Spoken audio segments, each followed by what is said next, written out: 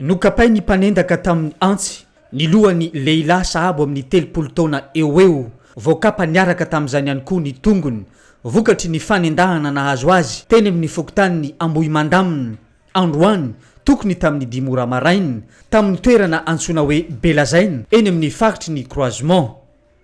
Raha ny nambarany ity lehilahy voendaka ity dia olona roa no tomponantoka tamin'ny fanendahana raikitra ny fifanjevona namaly ilay lehilahy voendaka ary nihitsakitsahany izy ireo lasa tamin'izany ny vola sy ny finday. Manaraka fitsaboana eny amin'ny hôpitaly CSB Antanambasotema ilay lehilahy voendaka amin'izao fotoana izao ka maratra mafy. So zany ny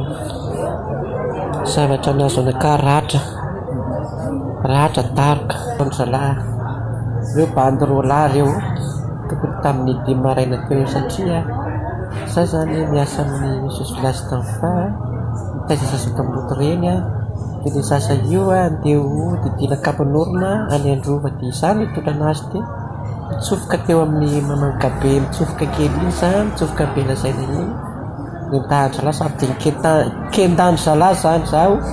lasa ny telefona vola saky misy naik zay le izy niezaka ny antso vonjeo ihany aho niezaka mba nanohitra ihany satria banderola reo ndraiky ananakendana ka dia ndraiky anandrazo nantongo dia rehefa aveo za dia